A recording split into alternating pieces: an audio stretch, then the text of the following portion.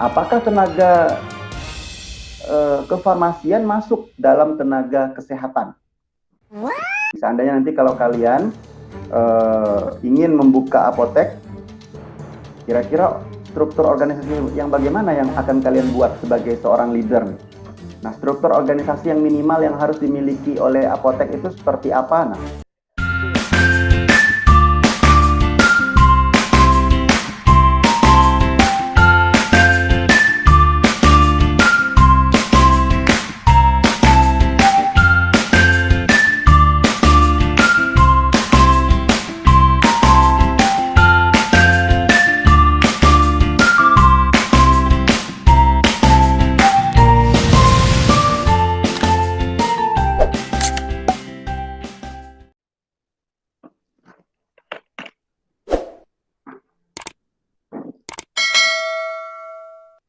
oke. Bismillahirrahmanirrahim. Assalamualaikum warahmatullahi wabarakatuh. Selamat pagi dan salam sejahtera untuk kita semuanya ya. Mudah-mudahan semuanya dalam keadaan sehat dan tetap semangat ya. Dan hari ini adalah agenda bimbingan PKL apotek kita yang ke-6 ya. Nah, jadi hari ini kita belajar tentang kompetensi pertama ya, terkait dengan struktur organisasi di apotek dan juga tugas pokok dan fungsi masing-masing struktur yang ada di apotek. Nah, sebenarnya ini adalah kompetensi yang pertama, tapi kita sampaikan, kita diskusikan di poin yang terakhir ya pada hari ini. Nah, saya yakin juga teman-teman mahasiswa semuanya ya sudah mempelajari terkait dengan struktur yang ada di apotek. Nah, khususnya di apotek kalian, ada apa saja strukturnya. Nah, nanti kalian bisa melihat dan bagaimana gambar ya atau bagan dari struktur tersebut bisa kalian lihat. Dalam struktur organisasi tentunya ada tanda panah ya biasanya kalau kalian lihat tuh kan. Ada panah, ada juga yang garis putus-putus. Nah, saya tidak tahu kalau ada di apotek nanti kalian bisa jelaskan ya. Khususnya di agenda yang A itu kan ada pertanyaan bagaimana struktur organisasi di apotek. Nah, kalau kalian nanti mendapatkan rujukan dari sumber-sumber tertentu, silakan kalian jelaskan bagaimana struktur organisasi di apotek. Kemudian kalian juga jelaskan bagaimana struktur organisasi di apotek tempat kalian PKL itu sendiri. Nah, gitu. Karena dalam struktur organisasi tentunya disesuaikan dengan kondisi ya, disesuaikan dengan kondisi kebijakan di apotek tersebut. Ada setidaknya struktur organisasi yang minimal lah. Nah, struktur organisasi yang minimal yang harus dimiliki oleh apotek itu seperti apa? Nah, itu yang penting juga untuk diketahui. Seandainya nanti kalau kalian ingin membuka apotek, kira-kira struktur organisasi yang bagaimana yang akan kalian buat sebagai seorang leader nih? Nah, demikian juga kalau kalian di organisasi mahasiswa tentunya ada struktur organisasi. Nah, periode sekarang dengan periode yang dulu itu belum tentu strukturnya sama persis. Bisa jadi ada yang berubah, ada yang ditambah. Menyesuaikan sumber daya yang ada. Entah itu sumber daya keuangan atau sumber daya manusianya. Demikian juga di bisnis apotek.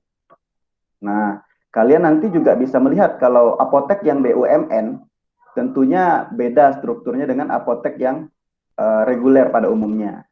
Demikian juga apotek yang besar tentunya akan berbeda strukturnya dengan apotek yang baru berdiri, misalnya kayak gitu.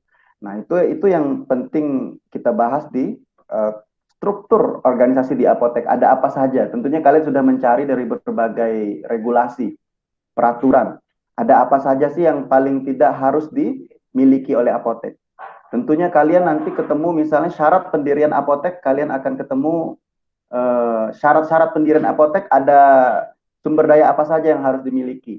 Entah itu sumber daya sarana prasarananya atau sumber daya tenaga kefarmasiannya apa saja yang harus dimiliki. Nanti kalian bisa jabarkan yang di agenda A gitu ya. Nah, tentunya dari setiap komponen struktur organisasi itu, nah ada tugas pokok dan fungsi yang mereka miliki. Nah, sebagaimana juga organisasi mahasiswa, tentunya kalian ada membahas di ADART, GBHK atau GBHO. Di situ dijabarkan ada tupoksi masing-masing struktur. Demikian juga dengan apotek gitu. Ada tugas pokok dan fungsi. Tentunya kalian nanti bisa menjabarkan itu dari berbagai sumber. Mungkin saya yakin kalian sudah mencari ya. Dan itu semuanya akan kalian masukkan juga nanti ke dalam laporan. Nah, karena ini sudah pertemuan yang keenam, ya, sudah pertemuan yang terakhir, ya maka tentunya laporan juga sebenarnya sudah mulai dibuat dan tentunya itu sudah masuk di bab-bab yang awal ya, terkait dengan struktur, tupoksi dan sebagainya. Nah, nanti saya ingin mendengar paparan dari kalian. Nah, selanjutnya nanti juga kalian akan menyampaikan terkait dengan Permenkes nomor 9 tahun 2017 tentang apotek. Nah, ini yang akan kita dengarkan bagaimana nanti tentang apotek itu dibahas. Mulai dari definisi sampai apa saja sih yang ada di dalamnya Permenkes tersebut. Nah, karena ini terkait dengan kita belajar tentang organisasi yang ada di apotek. Jadi kita harus tahu dulu tentang apotek melalui Permenkesnya nomor 9 tahun 2017.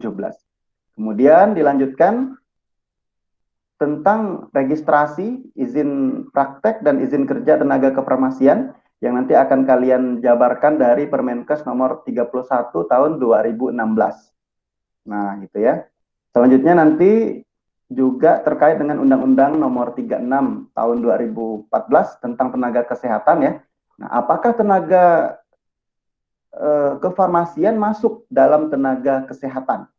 Nah, jelaskan, bisa dilihat di pasal berapa gitu ya, di Undang-Undang 36 nomor tentang kesehatan.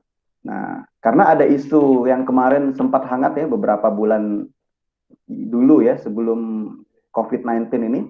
Jadi ada suatu regulasi yang keluar ya terkait dengan isu eh, tenaga kesehatan ini. Ya, salah satunya yaitu adanya posisi ketenaga kefarmasian. Nah, sehingga masuk kemana nih tenaga kefarmasian? Tenaga medis atau non medis? Itu kan sempat, kalian mungkin pernah mendengar ya. Kalau kalian di organisasi mahasiswa, tentunya isu-isu tersebut tentunya kalian juga bahas. Tidak asing ya, saya yakin kalian juga sudah mendengar itu. Nah, itu di salah satu peraturan yang muncul saat itu yang kontroversi. Jadi ada tenaga kefarmasian ini merasa dia tidak masuk di dalam tenaga medis, bahkan masuknya di non medis gitu ya. Oke, itu isu-isu yang kemarin sempat muncul ya. Nah, kemudian nanti agenda yang kedua baru kita ada slide yang kalian buat ya untuk menjawab beberapa pertanyaan yang sudah diberikan sebelumnya yang akan kalian presentasikan. Oke. Oke, sebelum kita lanjut, ya mudah-mudahan kegiatan kita pada hari ini dapat berjalan dengan lancar ya, dapat menjadi ilmu ya bagi kita semuanya, dapat berkah lah yang kita pelajari, tidak ada kesia-siaan ya, setiap detik waktu yang kita lalui, setiap byte ya, kuota yang kita keluarkan, mudah-mudahan itu jadi amal bagi kita ya. Dalam rangka apa? Dalam rangka menuntut ilmu. Nah, karena menuntut ilmu itu juga adalah bagian dari jihad fisabilillah ya. Jadi berjuang. Nah, begitu. Oke, baik kita mulai dengan berdoa. Silahkan, mari kita berdoa. Berdoa dipersilahkan.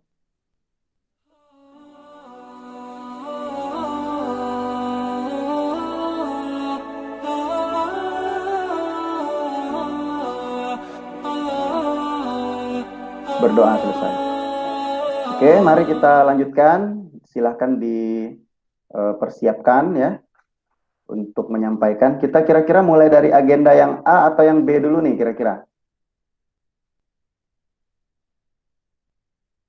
Gimana dari ketua kelompok? Dari agenda yang A dulu atau yang B dulu? Mungkin dari yang A saja Pak, karena agak panjang juga yang A. Oh gitu ya. Oke. Oke ya, jadi kita coba mulai dari urutan dulu lah ya. Jadi dari yang A ya, sesuai dengan ketua kelompok tadi menyampaikan. Oke, silakan yang A. teknisnya kalian yang mengatur ya, siapa yang menyampaikan dan sebagainya. Tapi tadi dijawab dulu tuh, bagaimana struktur organisasi di apotek, bagaimana tugas pokok dan fungsinya masing-masing struktur di apotek. Nah, baru nanti kalian menjelaskan 3 peraturan yang di bawahnya yang mendukung agenda kita pada hari ini. Oke, silakan. Waktu dan kesempatannya saya serahkan kepada kelompok kalian ya. Baik Pak, mungkin saya dulu yang pertama membahas terkait struktur organisasi di apotek. Nah, jadi berdasarkan sumber yang saya dapat dan juga dari beberapa undang-undang mengenai apotek, di dalam apotek itu yang pertama terdapat PSA. Nah, PSA merupakan pemilik sarana apotek, dan untuk fungsi dan wewenangnya itu menanggung semua modal pendirian apotek yang pertama, kemudian mengurus semua persyaratan yang harus dipenuhi untuk mendirikan apotek, kemudian berhak memilih apoteker pengelola apotek atau apa, dan mengontrol keuangan apotek. Nah, kemudian di dalam strukturnya juga PSA ini langsung berkoordinasi dengan apoteker pengelola apotek, yaitu apa yang mempunyai fungsi dan wewenangnya untuk memastikan bahwa jumlah dan jenis produk yang dibutuhkan senantiasa tersedia dan diserahkan kepada yang membutuhkan. Kemudian menata apotek sedemikian rupa sehingga berkesan bahwa apotek menyediakan berbagai obat dan perbekalan kesehatan, menetapkan harga jual produk dengan harga bersaing, mempromosikan usaha apotek, mengelola apotek sedemikian rupa sehingga memberikan keuntungan, kemudian mengutamakan agar pelayanan di apotek dapat berkembang dengan cepat, nyaman, dan ekonomis. Nah, kemudian selain kedua tersebut,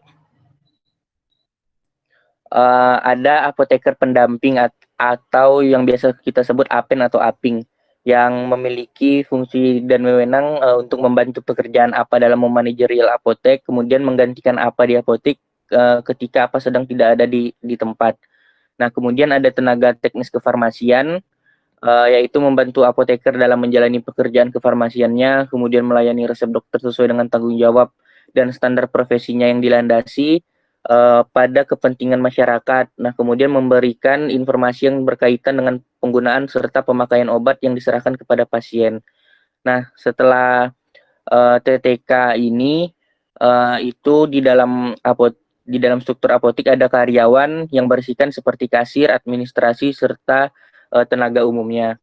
Nah, untuk struktur organisasi pada apotek yang kami tempati, yaitu di Apotek Agung Tanrai 2, yaitu pada PSA-nya yaitu ada Pak Sukamto, nah sebagai PSA, kemudian apanya ada Kak Uswatun Hasanah Dini, dan kemudian di tempat kami tidak ada asisten apoteker, jadi setelah apa langsung dikomandai oleh APING, yaitu Bang Randy, Pak.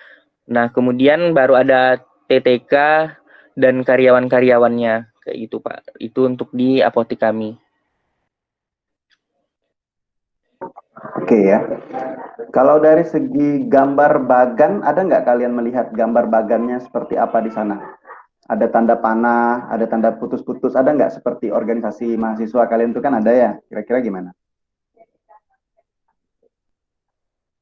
Kalau untuk melihat langsung sih Pak, kayaknya kami belum ada melihatnya, cuma dijelaskan secara itu aja sama apanya. Nah, tapi mungkin kalau dilihat secara tugas dan wewenangnya untuk PSA kepada apa itu, kalau pada Bagan itu menggunakan garis koordinasi atau garis putus-putus. Nah, sedangkan dari kemudian apa ke Apen itu garis koordinasi juga putus-putus, dan apa ke apa Apen dan ke TTK itu menggunakan garis langsung, yaitu garis koordinasi, kayak gitu Pak. Kalau dilihat secara fungsi dan wewenangnya. Oke. Nah, sepertinya nanti kan ada di laporan, kalian kan juga membahas terkait itu ya, ada ya. Nah, nanti silakan bisa didiskusikan dengan apotek. Kira-kira gambar struktur organisasinya bagaimana kalau dibuat gambar gitu. Karena dari gambar atau bagan struktur organisasi kita bisa melihat bagaimana jalur koordinasi, bagaimana jalur instruksi, kan gitu ya. Nah, ada yang jalur instruksi gitu ya. Nah, atau perintah langsung atau pertanggungjawaban. Nah, tapi ada juga jalur koordinasi. Jadi mereka itu setara misalnya. Nah, karena kita mau melihat bagaimana hubungan antara struktur yang ada di sana. Gitu. Ini bertanggung jawab ke siapa? Nah, yang si ini bisa memerintah atau menginstruksi ke siapa, yang ini setara dengan siapa, berkoordinasinya. Nah, nanti bisa didiskusikan itu, nanti bisa dimasukkan dalam laporan untuk dibahas lebih lanjut. Oke. Nah, terkait dengan struktur organisasi dan tugas pokok dan fungsi, kalian ada dapat nggak? Misalnya dari literatur apa, misalnya kayak gitu. Entah dari peraturan ataupun dari buku-buku rujukan tertentu, ada nggak dapat terkait struktur organisasi di apotek ini dan tupoksinya?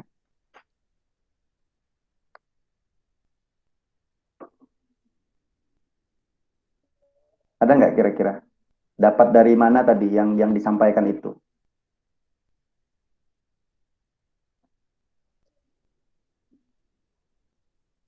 Gimana yang lain boleh juga untuk membantu ya?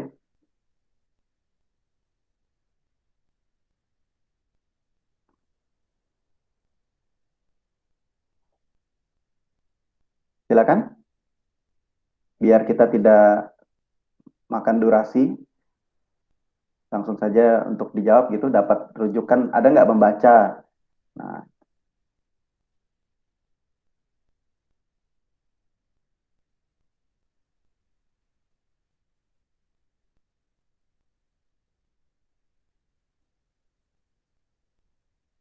Kalau untuk rujukannya Kak, ada beberapa di Permenkes nomor 9 tahun 2017 terkait apotek, dan saya kemarin tuh ada dapat di peraturan tapi lupa peraturannya nomor berapa, ini masih dicari Pak di oke. laptop. Ya. Nanti kalau sudah ingat boleh disampaikan ya untuk saling melengkapi informasi kita. Jangan lupa itu juga untuk bahan ditulis di laporan kalian. Oke. Laporan sudah sampai mana dibuatnya? Masih dicicil sedikit-sedikit Pak juga, baru udah memasukkan dari poin-poin pokok yang udah yang diberikan lampiran penulisan laporan yang kemarin, jadi udah sedikit, udah beberapa hal yang udah dimasukkan ke dalam laporan. Oke. Jadi sebagai informasi, kelompok yang lain sudah ada yang tahap revisi dan tanda tangan ya. Jadi biar kalian semangat. Nah, salah satu apotek dari pembimbingnya menyampaikan, jadi mereka sudah tahap revisi dan mau ditandatangani dalam beberapa hari ini. Ya. Biar kalian juga terpacu agar tanggal 10 sudah selesai direvisi dan ditandatangani. Biar kita bisa lanjut ke ujian komprehensif. Karena syarat untuk ujian komprehensif, semua laporannya, administrasinya sudah selesai dan dikumpulkan. Nah, seperti itu. Oke, nanti bisa dikejar ya. Kemudian untuk pelaksanaan di apotek sudah berapa kali pertemuan sebelum kita lanjutkan?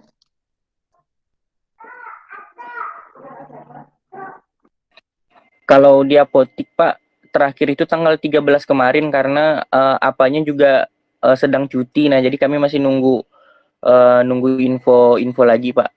Oke, berarti sudah 3 kali ya kemarin ya? Sudah ke apotik 3 kali, terus 3 kali. bimbingannya ada beberapa kali, dan tugas juga sudah ada Pak. Oke, ya. Oke, kita lanjut ya. Berarti tadi sudah kita singgung terkait dengan organisasi ya dan tugas pokok dan fungsinya. Nah, sekarang mari kita lanjutkan ke agenda yang berikutnya. Silahkan, saya langsung serahkan kepada kalian waktu dan tempatnya. Ya, berarti dimulai dari apa ini? Permenkes nomor 9 tahun 2017 tentang apotek ya. Nah, silahkan kalian mengambil poin-poin penting dari Permenkes ini yang untuk disampaikan. Silahkan. Baik, saya akan menjelaskan tentang peraturan Permenkes tahun nomor 9 tahun 2017 tentang apotek.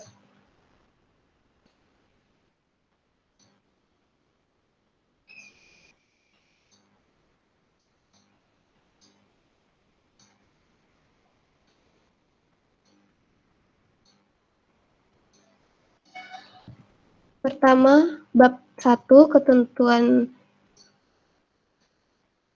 umum pasal 1 apotek adalah sarana pelayanan kefarmasian tempat dilakukan praktek kefarmasian oleh apoteker. Kedua, fasilitas kefarmasian adalah sarana yang digunakan untuk melakukan pekerjaan kefarmasian. Ketiga, tenaga kefarmasian adalah tenaga yang melakukan pekerjaan kefarmasian yang terdiri atas apoteker dan tenaga teknis kefarmasian. Keempat, apoteker adalah sarjana farmasi yang telah lulus sebagai apoteker dan telah mengucapkan sumpah jabatan apoteker. Kelima, tenaga teknis kefarmasian adalah tenaga yang membantu apoteker dalam menjalankan pekerjaan kefarmasian, yaitu terdiri atas sarjana farmasi, ahli media farmasi, dan analisis farmasi. Kemudian 6, surat tanda registrasi apoteker yang selanjutnya disingkat dengan STRA adalah bukti tertulis yang diberikan oleh Konsil Tenaga Kefarmasian kepada apoteker yang telah diregistrasi. 7, surat izin apotek yang selanjutnya disingkat dengan SIA adalah bukti tertulis yang diberikan oleh pemerintah daerah, kabupaten atau kota kepada apoteker sebagai izin untuk menyelenggarakan apotek. Kemudian 8, surat izin praktik apoteker yang selanjutnya disingkat dengan SIPA adalah bukti tertulis yang diberikan oleh pemerintah daerah, kabupaten, atau kota kepada apoteker sebagai pemberian wewenang untuk menjalankan praktek kefarmasian. 9, surat izin praktik tenaga teknis kefarmasian yang selanjutnya disingkat SIPTTK adalah bukti tertulis yang diberikan oleh pemerintah daerah, kabupaten, atau kota kepada tenaga teknis kefarmasian sebagai pemberian kewenangan untuk menjalankan praktik kefarmasian. Kemudian resep ada permintaan tertulis dari dokter, kemudian sediaan farmasi adalah bahan obat, kemudian alat kesehatan seperti instrumen, aparatur, dan mesin implan yang tidak mengandung obat. Kemudian bahan medis habis pakai, yaitu organisasi profesi adalah Ikatan Apoteker Indonesia, kemudian Kepala Balai Besar atau Badan POM adalah Kepala Unit Pelaksana Teknis di lingkungan Badan Pegawai Obat dan Makanan, kemudian Kepala Badan Pengawas Obat dan Makanan, kemudian pemerintah daerah, kabupaten, atau kota. Selanjutnya dalam bab 2, persyaratan pendirian apotek bagian kesatuan umum, pasal 3, apoteker dapat mendirikan apotek dengan modal sendiri atau modal dari pemilik modal baik perorangan maupun perusahaan. 2, dalam apoteker yang mendirikan apotek bekerja sama dengan pemilik modal, maka pekerjaan kefarmasian harus tetap dilakukan sepenuhnya oleh apoteker yang bersangkutan. Pasal 4, pendirian apotek harus memenuhi persyaratan meliputi lokasi, bangunan, sarana, prasarana, dan peralatan, dan ketenagaan. Kemudian bagian kedua, lokasi. Pasal 5, pemerintah daerah, kabupaten, atau kota dapat mengatur persebaran apotek di wilayah dengan memperhatikan akses masyarakat dalam mendapatkan pelayanan kefarmasian. Kemudian bagian ketiga, bangunan. Pasal 6, bangunan apotek harus memiliki fungsi keamanan, kenyamanan, dan kemudahan dalam pemberian pelayanan kepada pasien serta perlindungan dan keselamatan bagi semua orang termasuk penyandang cacat, anak-anak, dan orang lanjut usia. 2, bangunan apoteker harus bersifat permanen. Bangunan bersifat permanen sebagai dimaksud ada pada pasal 2. Kemudian bagian keempat, sarana, prasarana, dan peralatan. Pasal 7, bangunan apotek sebagaimana dimaksud dalam pasal 6 paling sedikit memiliki sarana ruang yang berfungsi A. Penerimaan resep, B. Pelayanan resep dan peracikan, C. Penyerahan sediaan farmasi dan alat kesehatan, D. Konseling, E. Penyimpanan sediaan farmasi dan alat kesehatan, yang F. Arsip. Kemudian pasal 8, prasarana apotek paling sedikit terdiri dari A. Instalasi air bersih, B. Instalasi listrik, C. Sistem tata udara, D. Sistem proteksi kebakaran. Kemudian pasal 9, peralatan apotek meliputi semua peralatan yang dibutuhkan dalam pelaksanaan pelayanan kefarmasian. Kemudian 2, peralatan sebagai dimaksud pada ayat 1 antara lain meliputi rak obat, alat peracikan, bahan pengemasan obat, lemari pendingin, meja, kursi, komputer, sistem percatatan mutasi obat, formulir catatan pengobatan pasien, dan peralatan lain sesuai dengan kebutuhan. Kemudian 3, formulir catatan pengobatan pasien sebagai dimaksud pada ayat 2 merupakan catatan menggunakan riwayat penggunaan sediaan farmasi atau alat kesehatan atas perintah tenaga medis dan catatan pelayanan apoteker yang diberikan kepada pasien. Kemudian pada pasal 10, sarana dan prasarana peralatan sebagaimana dimaksud dalam pasal 7 sampai 9 harus dalam keadaan terpelihara dan berfungsi secara baik.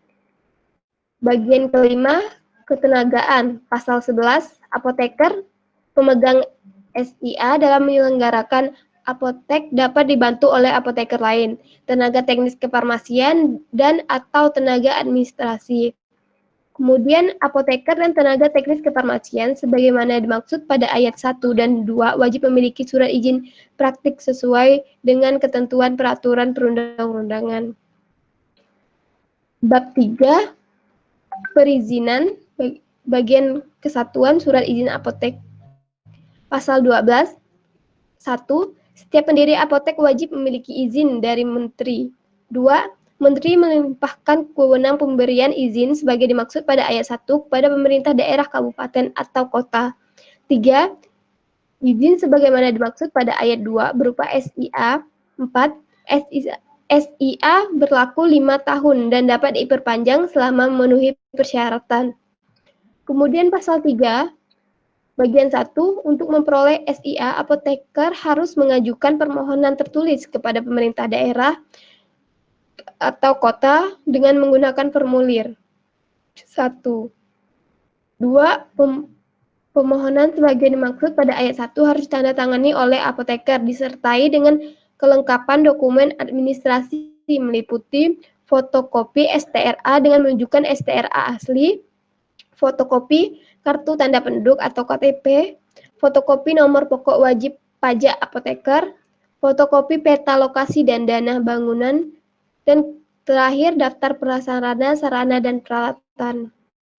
Kemudian bagian 3, paling lama dalam waktu 6 hari kerja sejak penerimaan permohonan dan dinyatakan telah memenuhi kelengkapan dokumen administratif sebagaimana dimaksud pada ayat 2. Pemerintah daerah atau kota menugaskan tim pemeriksa untuk melakukan pemeriksaan ke tempat terhadap persiapan apotek dengan menggunakan formulir 2. Kemudian bagian 4, tim pemeriksa sebagaimana dimaksud pada ayat 2 harus melibatkan unsur dinas kesehatan kabupaten atau kota yang terdiri atas tenaga kefarmasian dan tenaga lain yang menangani bidang sarana dan prasarana. Kemudian 5, paling lama dalam waktu 6 hari kerja, tim pemeriksa ditugaskan. Tim pemeriksa harus melaporkan hasil pemeriksaan setempat yang dilengkapi berita acara pemeriksaan BAP kepada pemerintah daerah, kabupaten, atau kota dengan menggunakan formulir 3. Paling lama dalam waktu 12 hari kerja sejak pemerintah daerah, kabupaten, atau kota menerima laporan sebagai dimaksud pada ayat 5 dan dinyatakan memenuhi persyaratan. Pemerintahan daerah, kabupaten, kota, penerbit SIA, dan tembusan kepada Direktur Jenderal, Kepala Dinas Kesehatan Provinsi, Balai POM, Kepala Dinas Kesehatan Kabupaten atau Kota, dan organisasi profesi dengan menggunakan formulir 4. Kemudian bagian 7, dalam hal hasil pemeriksaan sebagaimana dimaksud pada ayat 5 dinyatakan masih belum memenuhi syarat, pemerintah daerah, kabupaten, atau kota harus mengeluarkan surat penundaan paling lama dalam waktu 12 hari kerja dengan menggunakan formulir 5. 8. Tahap permohonan yang dinyatakan belum memenuhi persyaratan sebagaimana dimaksud pada ayat 7, pemohon dapat melaksanakan persyaratan paling lambat dalam waktu 1 bulan sejak surat penundaan diterima. 9. Apabila pemohon tidak dapat memenuhi kelengkapan persyaratan sebagaimana dimaksud pada ayat 8, maka pemerintah daerah, kabupaten, atau kota mengeluarkan surat penolakan dan menggunakan formulir 6. Apabila pemerintah daerah, kabupaten, kota dalam menerbitkan SIA melebihi jangka waktu sebagaimana dimaksud pada ayat 6, apoteker pemohon dapat menyelenggarakan apotek dengan menggunakan BAP sebagai pengganti SIA. Kemudian pasal 14 ayat 1, dalam hal pemerintahan daerah menerbitkan SIA sebagaimana dimaksud dalam 13, maka penerbitan bersama dengan penerbit SIPA untuk apoteker pemegang SIA. Kemudian 2, masa berlaku SIA mengikuti masa berlaku SIPA. Kemudian bagian kedua, perubahan izin. Pasal 15, setiap perubahan alamat di lokasi yang sama atau perubahan alamat dan pindah lokasi perubahan apoteker memegang SIA atau nama apoteker harus dilakukan perubahan izin. Apotek yang melakukan perubahan alamat di lokasi yang sama atau perubahan alamat dan pindah lokasi perubahan apoteker memegang SIA atau nama apoteker wajib mengajukan permohonan perubahan izin kepada pemerintah daerah, kabupaten, atau kota.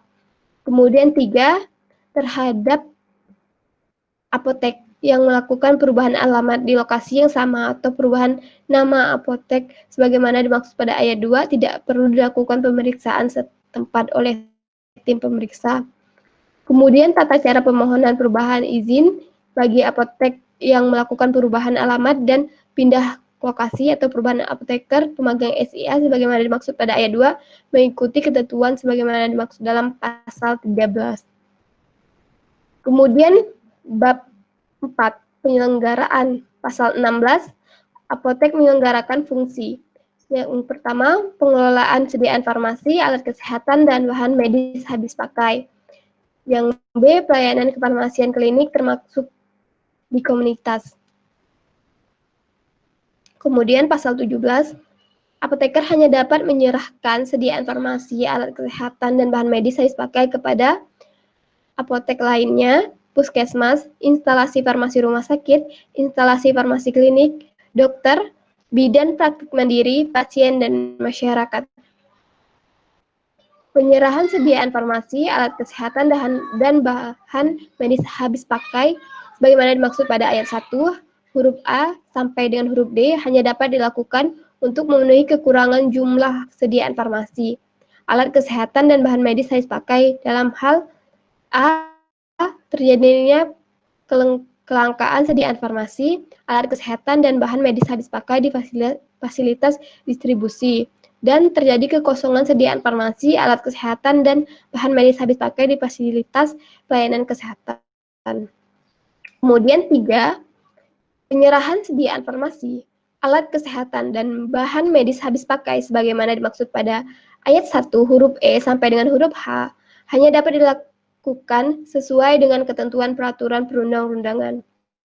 Kemudian pasal 8, apotek wajib memasang papan nama yang terdiri atas papan nama apotek yang memuat paling sedikit informasi mengenai nama apotek, nomor SIA, dan alamat.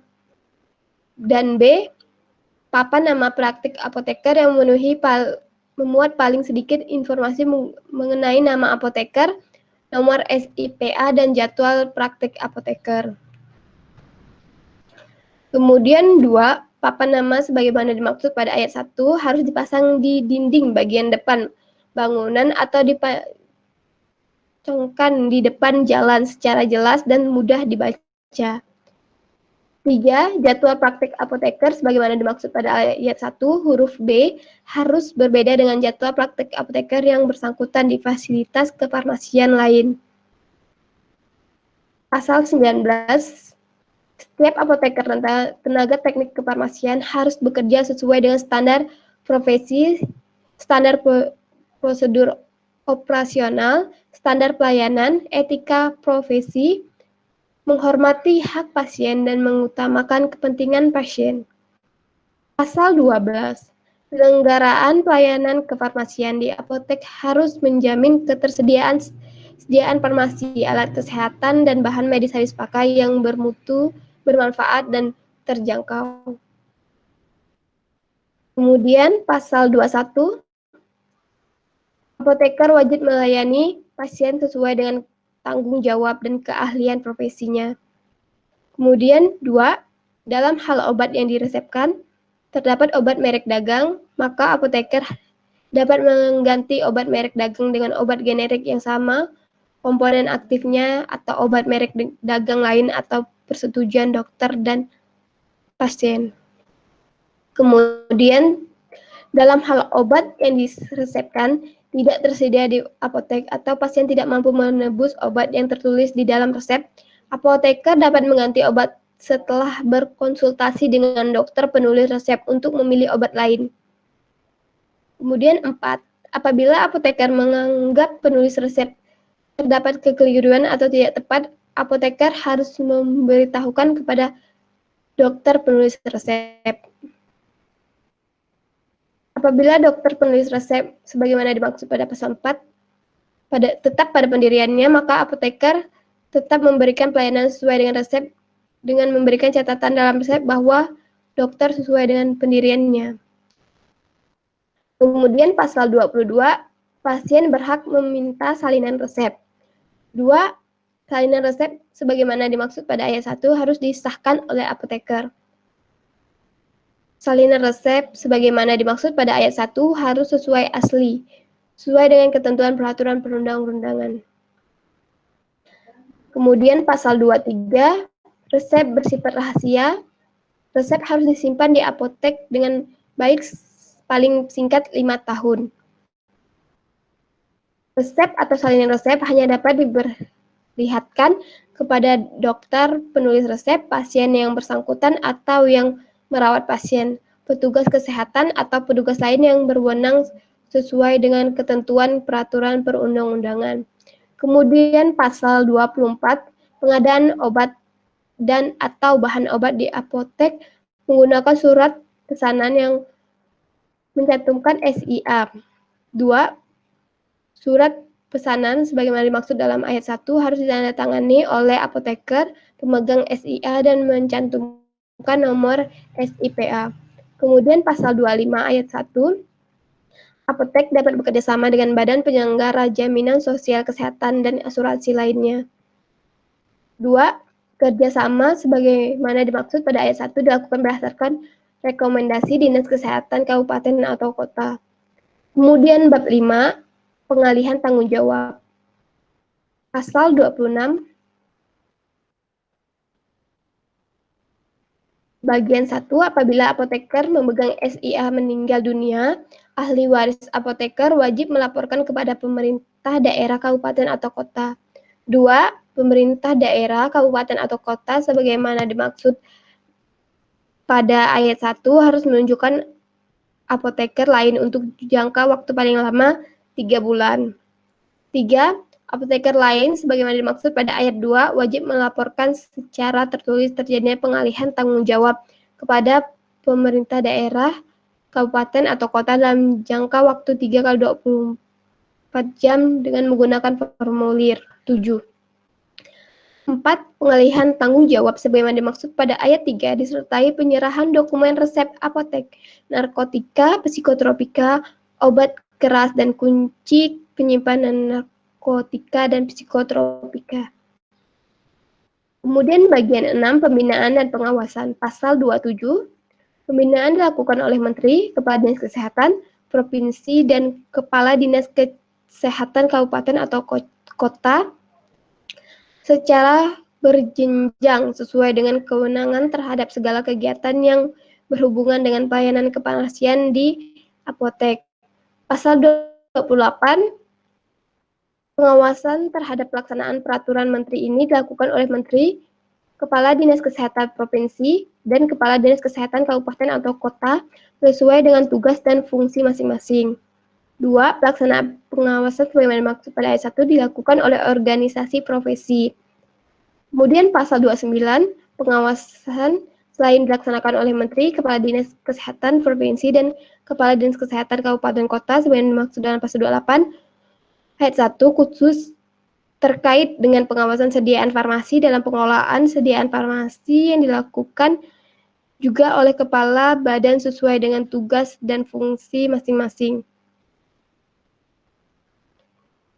Selain pengawasan, sebagaimana dimaksud pada ayat 1, kepala badan dapat dilakukan pemantauan, pemberian bimbingan, dan pembinaan terhadap pengelolaan sediaan farmasi di instalasi pemerintahan dan masyarakat di bidang pengawasan sediaan farmasi. Kemudian pasal 30 ayat 1, pengawasan yang dilakukan oleh Dinas Kesehatan Provinsi dan Dinas Kesehatan Kabupaten Kota sebagaimana dimaksud dalam pasal 28 ayat 1 dan pengawasan yang dilakukan oleh kepala badan sebagaimana dimaksud pada pasal 29 dilaporkan secara berkala kepada menteri. Ayat 2, laporan sebagaimana dimaksud disampaikan paling sedikit 1 kali dalam 1 tahun. Pasal 31, pelanggaran terhadap ketentuan dalam peraturan menteri ini dapat dikenai sanksi administratif. Kemudian 2, sanksi administratif sebagaimana dimaksud pada ayat 1 dapat berupa peringatan tertulis, penghentian sementara kegiatan, dan pencabutan SIA. Kemudian pasal 32, pencabutan SIA sebagaimana dimaksud pada pasal 31 ayat 2 huruf C dilakukan oleh pemerintah daerah kabupaten atau kota berdasarkan A. hasil pengawasan dan B. rekomendasi kepala Balai POM.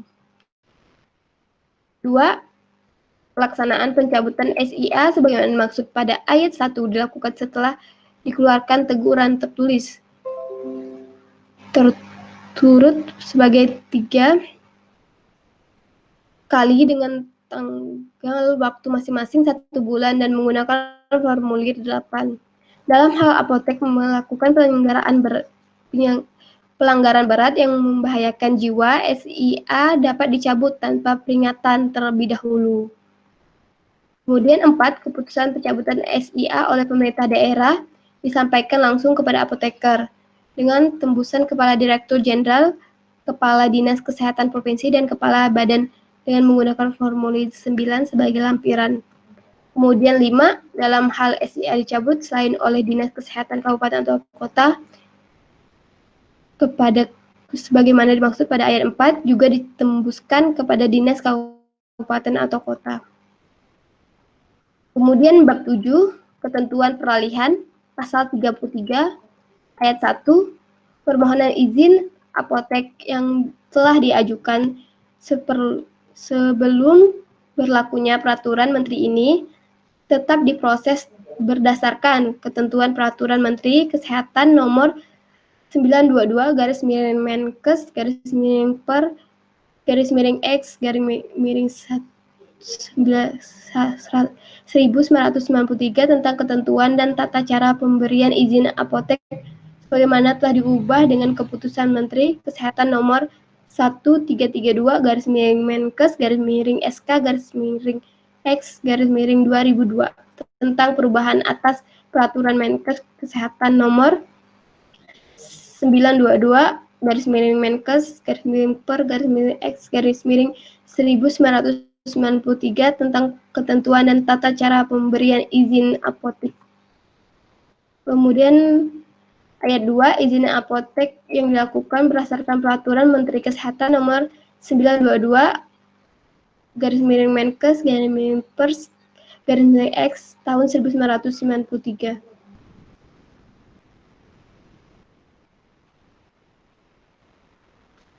Kemudian cara pemberian izin apotek dinyatakan masih tepat berlaku sampai dengan 5 tahun sejak peraturan menteri diundangkan.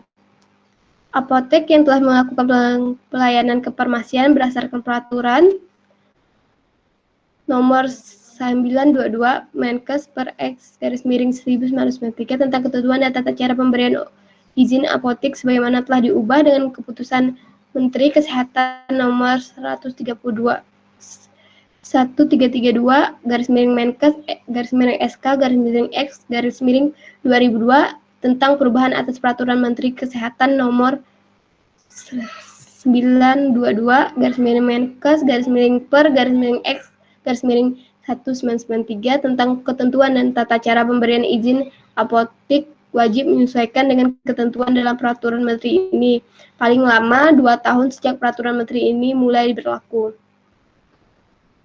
Kemudian pasal 34 apotek rakyat berdasarkan peraturan Menteri Kesehatan nomor 284 Menkes per 3/2007 tentang apotek rakyat yang telah dicabut dan dinyatakan tidak berlaku berdasarkan peraturan Menteri Kesehatan nomor 53 tahun 2006 tentang pencabutan peraturan Menteri Kesehatan nomor 284 Menkes per 3 dan 2007 tentang apotek rakyat harus menyesuaikan diri menjadi apotek mengikut ketentuan dalam peraturan menteri ini.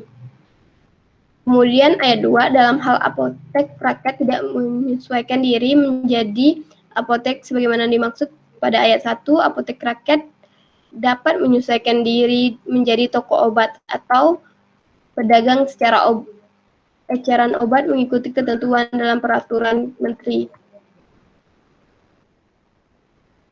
Kemudian 3, penyesuaian diri apotek rakyat menjadi apotek atau toko obat pedagang eceran obat sebagaimana dimaksud pada ayat 1 dan 2 paling lama 6 bulan sejak peraturan Menteri Kesehatan nomor 53 tahun 2006 tentang pencabutan peraturan Menteri Kesehatan. Kemudian bab 8 ketentuan penutup pasal 35 pada saat peraturan menteri ini mulai berlaku, peraturan Menteri Kesehatan nomor 922 Menkes per 10/1993 tentang ketentuan dan tata cara pemberian izin apotik sebagaimana telah diubah dengan keputusan Menteri Kesehatan nomor 1332 Menkes SK dan X 2002 tentu perubahan atas peraturan Menteri Kesehatan nomor 922 Menkes per 10/1993 tentang ketentuan dan tata cara pemberian izin apotik dicabut dan dinyatakan tidak berlaku. Kemudian pasal 36 peraturan menteri ini mulai berlaku pada tanggal diundangkan. Agar setiap orang mengetahui pemerintahkan mengundang peraturan menteri ini dan menempatkannya dalam berita acara negara Republik Indonesia. Sekian presentasi saya. Terima kasih. Oke ya, terima kasih. Nah, jadi tadi kita sudah melihat ya, ada peraturan Permenkes yang nomor 9 tahun 2017 tentang apotek. Nah, sebelum-sebelumnya juga ada tentang apotek, tapi tahunnya sudah tahun yang lawas ya. Dan ini adalah peraturan yang lebih baru terkait dengan apotek, yaitu tahun 2017 ya. Nah, di dalamnya tadi sudah kita lihat bersama, dari pasal ke pasal yang merupakan poin-poin penting. Kalau kita ingin mendirikan satu apotek misalnya, maka kita harus memperhatikan beberapa aspek yang bisa kita lihat ya. Salah satunya lokasi. Nah, kalau kalian lihat di grup WA, ada saya share barusan itu terkait dengan tata cara pendirian apotek ya di grup PKL ya.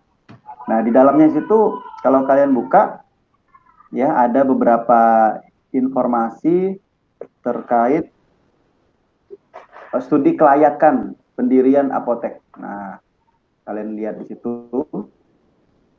Nah, biasanya kalau kalian ingin mendirikan apotek, maka ada studi kelayakan yang harus dilakukan. Nah, agar apa? Agar nanti yang mau memberikan izin mempertimbangkan bagaimana pertimbangannya untuk apotek kita ini diberikan izin atau tidak. Nah, di dalamnya di situ saya tuliskan ada beberapa aspek yang bisa diperhatikan. Biasanya di dalam studi kelayakan itu berupa proposal. Proposal itu biasanya dipresentasikan di hadapan Ikatan Apoteker Indonesia ya, IAI, untuk dasar mereka memberikan surat rekomendasi. Nah, itu. Setelah dapat surat rekomendasi, baru kita bisa mengurus lebih lanjut, melengkapi persyaratan-persyaratan. Nah, salah satu persyaratan itu kan adalah surat rekomendasi dari Ikatan Apoteker. Nah, biasanya dari pengurus cabang masing-masing. Misalnya kalau kalian di Pontianak, berarti ke PC Pontianak. Atau kalau di Kuburaya, PC Kuburaya, dan sebagainya lah gitu ya. Nah, jadi ada proposal, banyak contoh proposal studi kelayakan apotek di internet, banyak sekali. Nah, beberapa poin yang saya share ke kalian di situ, ada yang dilihat aspek lokasi, dan ada penjelasannya, bisa kalian baca lebih lanjut. Dan tadi di dalam peraturan ada kan ya, membahas tentang lokasi kan ya, bagaimana lokasi tempat apotek yang baik tadi itu. Nah, kemudian kalau terkait lokasi, ya kalau dulu ada jarak ya, ada jarak yang diperhatikan. Nah, itu memang tidak ada jarak yang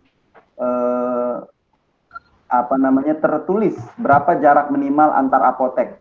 Tapi di situ yang mengambil kebijakan itulah apoteker, Ikatan Apoteker itu, IAI. Nah, misalnya kalau di satu tempat ada apoteknya sudah banyak, terus banyak lagi berdiri apotek baru. Nah, sementara di tempat yang lain misalnya jarak satu apotek ke apotek lain jauh atau bahkan tidak ada. Nah, itu jadi yang pertimbangan kebijakannya itu IAI. Itu idealnya seperti itu. Nah, tapi kalau memang kepadatan penduduknya ramai, bisa jadi antar apotek dekat. Dan sekarang antar apotek kita lihat tidak terlalu jauh ya. Nah, tapi itu semuanya lah dalam perizinan, salah satunya bisa berperan di situ IAI. Itu ya. Nah, kemudian banyak sekali yang harus dipertimbangkan terkait dengan lokasi. Tadi juga udah dibahas di dalam peraturan. Nah, dalam peraturan tadi ada tentang lokasi. Nah, salah satunya misalnya tidak ada apotek lain. Nah, itu berarti punya chance besar untuk diberikan izin ya. Atau mudah letaknya itu ya, mudah untuk parkir kendaraan. Nah, kayak gitu tuh juga ada dalam pertimbangan.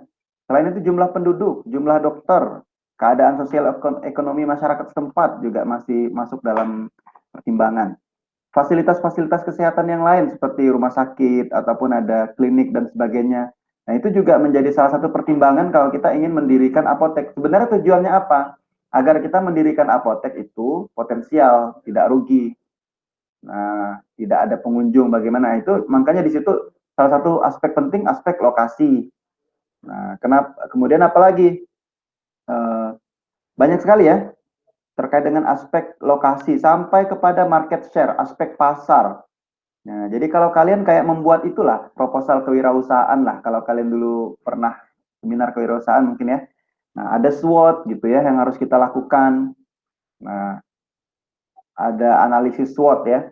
Sampai aspek keuangan juga kita jabarkan di dalam studi kelayakan. Kalian bisa lihat yang saya share linknya di situ. Beberapa aspek keuangan mungkin sudah kalian pelajari juga di mata kuliah kewirausahaan. Apa salah satunya? Ada break even point, ada BEP. Kemudian rumusnya juga ada saya cantumkan di link yang saya share di situ, yang saya rangkum ya. Kemudian ada ROI, ada return on investment ya, ROI. Nah, kalau BEP itu kan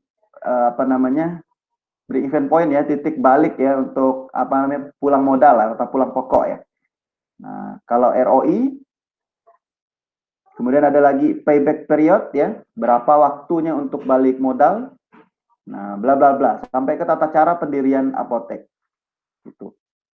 Nah, selain itu di peraturan tadi, selain lokasi ada juga terkait bangunan. Bagaimana bangunan pun diatur itu untuk apotek.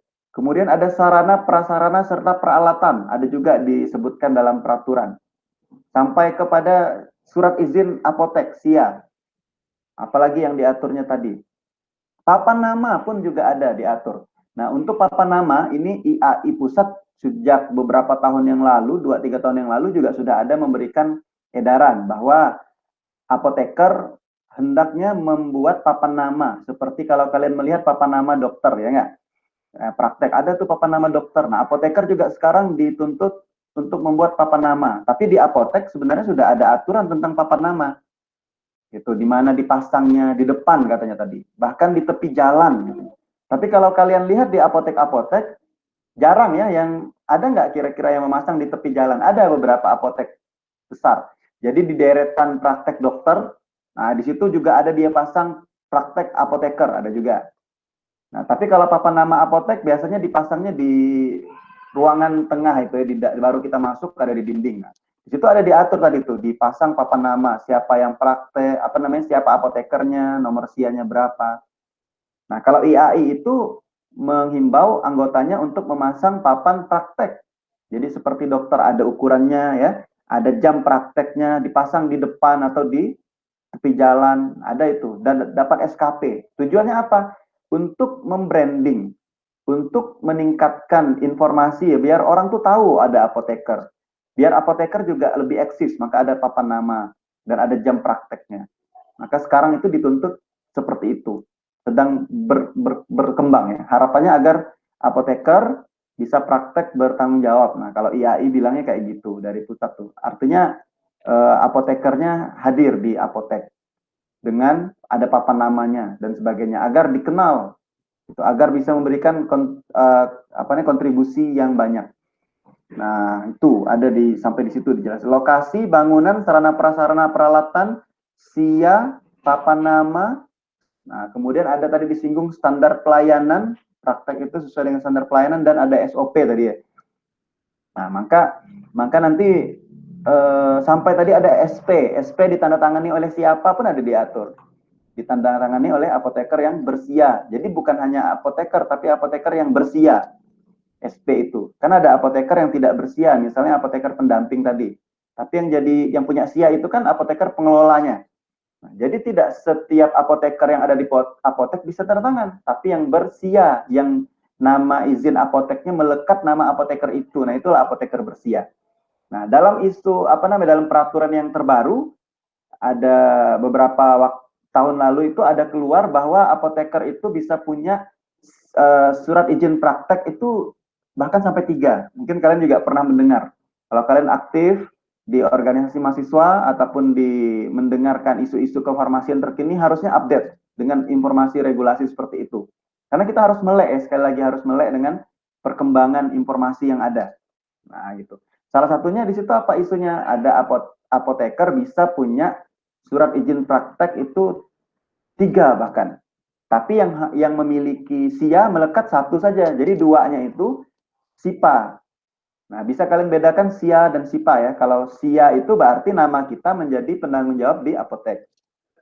Jadi selain kita punya SIPA, kita punya SIA. Tapi 2 yang lain itu diberikan kesempatan punya SIPA yang kedua dan SIPA yang ketiga. Jadi ibaratnya kita menjadi apoteker pendamping di apotek yang lain. Maksimal 3. Jadi apoteker punya chance, punya kesempatan untuk praktek di beberapa apotek atau di beberapa tempat berarti kalau gitu. Nah, tapi kalau IAI mengharapkan harus jelas jam kerjanya. Jangan sampai nanti namanya banyak di mana-mana tapi orangnya juga tidak ada gitu kan. Nah, itu yang tidak diharapkan karena sekarang kita masa berkembang menunjukkan eksistensinya.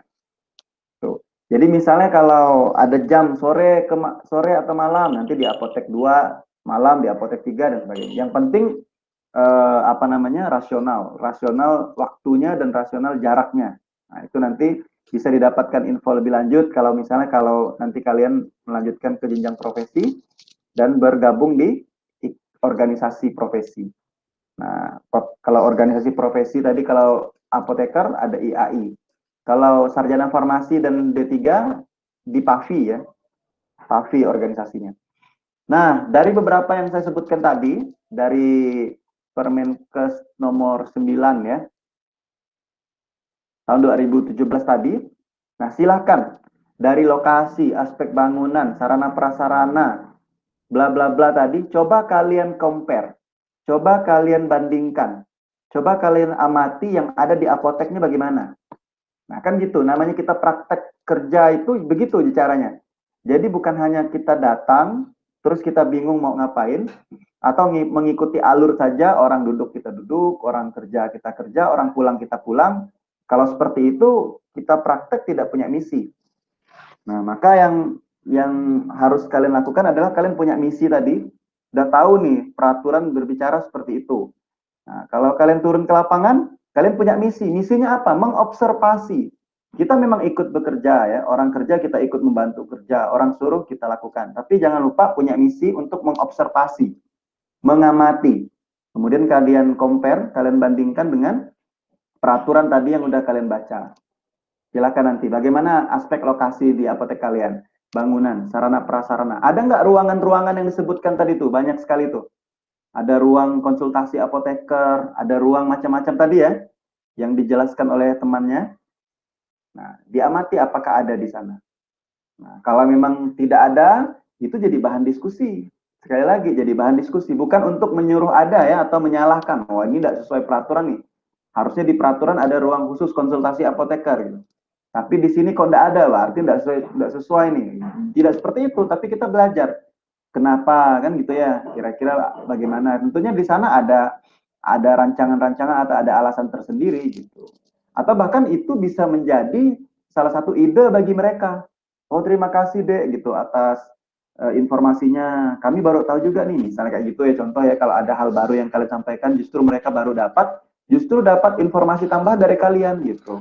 Bukan dalam rangka menyalahkan sekali lagi, tapi dalam rangka belajar, berdiskusi. Siapa tahu dari diskusi justru muncul ide untuk mereka. Nah itu ya, jadi itu PR-nya tadi, kalau memang nanti kesempatan lagi datang ke sana, diamati lagi. Peraturan yang tadi, diamati, di-compare lagi ke sana, dibandingkan. Dan itu jadi bahan pembahasan untuk kalian bahas di laporan. Nanti di laporan kalian membahas, di peraturan seperti ini, di lapangan seperti ini, nanti kalian bahas. Jangan lupa nanti dilampirkan permintaan saya nanti, kalian membuat tabel observasi. Nah, tabel observasi sesuai peraturan seperti ini, gitu ya. Peraturannya apa? Di peraturan berbunyi apa? Di lapangannya seperti apa? Nah, apakah ada perbedaan tadi antara peraturan dengan di lapangan? Kemudian kalian bahas problemnya apa dan solusinya apa menurut kalian. Nah, itu bisa nanti bisa dibuatlah, difikirkan. Nah, itu sebagai tugas tambahan dalam mengamati, gitu ya. Oke, kemudian tadi juga ada disinggung terkait dengan pendirian apotek. Nah, tata cara pendirian. Di dalam yang saya share pun juga ada tentang pendirian apotek tuh.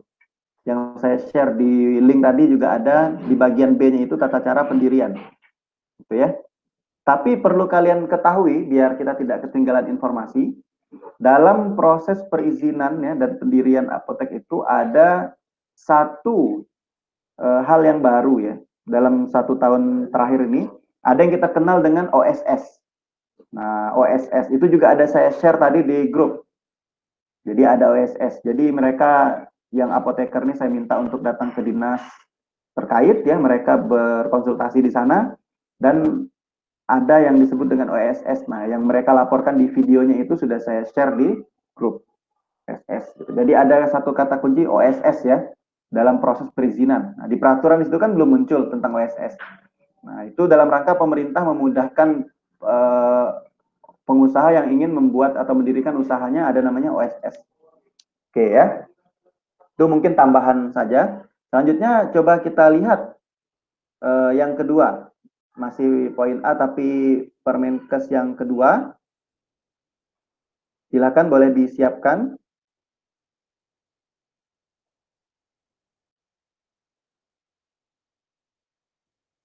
Nah, tentang registrasi, izin praktek dan izin kerja gitu ya. Nah, berdasarkan Permenkes nomor 31 tahun 2016.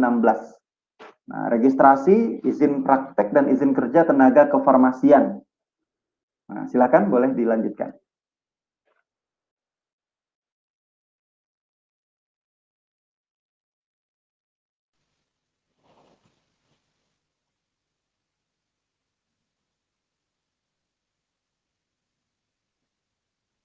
Jadi Peraturan Menteri Kesehatan Republik Indonesia Nomor 31 Tahun 2016 tentang perubahan atas Peraturan Menteri Kesehatan Nomor 889 Tahun 2011 tentang registrasi izin praktik dan izin kerja tenaga kefarmasian.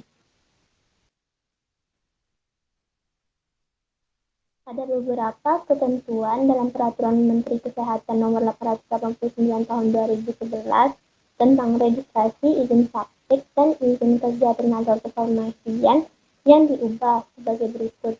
1. Nomenklatur yang berbunyi surat izin kerja harus dibaca dan dimaknai sebagai surat izin praktik. Yang kedua, ketentuan ayat 2 pasal 17 diubah sehingga berbunyi 1. Setiap tenaga kefarmasian yang akan menjalankan pekerjaan kefarmasian wajib memiliki surat izin sesuai tempat tenaga kefarmasian bekerja. Yang kedua, surat izin sebagaimana dimaksud pada ayat 1 berupa 1 pipa bagi apoteker atau SIP-TTK bagi tenaga teknis kefarmasian. Yang ketiga, ketentuan pasal 18 yang diubah sehingga berbunyi 1. Pipa bagi apoteker di fasilitas kefarmasian hanya diberikan untuk satu tempat fasilitas kefarmasian. Yang kedua, dikecualikan dari ketentuan sebagaimana dimaksud pada ayat 1, pipa bagi apoteker di fasilitas pelayanan kefarmasian dapat diberikan. Kameranya udah dihidupkan, Pak.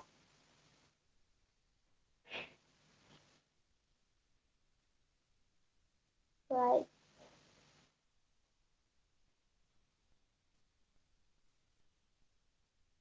Kemudian yang kedua, dikecualikan dari ketentuan sebagaimana dimaksud pada ayat 1, pipa bagi apoteker di fasilitas pelayanan kefarmasian dapat diberikan untuk paling banyak 3 tempat fasilitas pelayanan kefarmasian. Yang ketiga, dalam hal apoteker telah memiliki surat izin apoteker. Apoteker yang bersangkutan hanya dapat memiliki 2 pipa pada fasilitas pelayanan kefarmasian lain. Kemudian 4, SIP-TTK dapat diberikan untuk paling banyak 3 tempat fasilitas kefarmasian. Kemudian ketentuan pasal 19 diubah sehingga berbunyi. Stop dulu, Rida.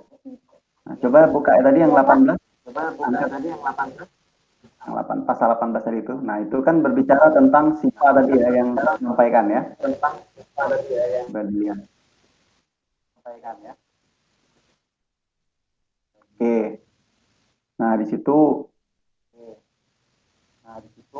bagi apoteker di fasilitas kefarmasian hanya diberikan satu tempat fasilitas kefarmasian ya. Nah, kecuali bagi apoteker di fasilitas pelayanan kefarmasian dapat diberikan untuk paling banyak 3 tempat. Nah, ada 3 tadi ya. Ini yang kita singgung tadi, yang kita sampaikan. Jadi di registrasi yang terbaru ini bahwa apoteker itu punya kesempatan punya 3 SIPA. Jadi di registrasi yang terbaru ini bahwa apoteker itu punya kesempatan punya 3. Ya, itu ya. Itu berbeda dengan peraturan sebelumnya ya. Silakan dilanjutkan.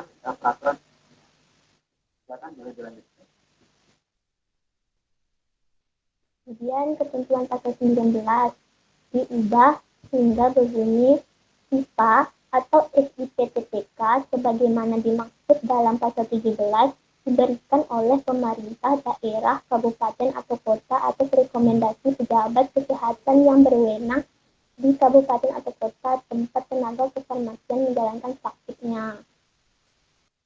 Kemudian pasal 2, peraturan ini mulai berlaku pada tanggal yang diundang-undangkan. Sekian dari saya. Oke ya. Terima kasih. Sudah selesai, Rida ya? Sedikit saja ya terkait ini. Sudah, Pak. Oke.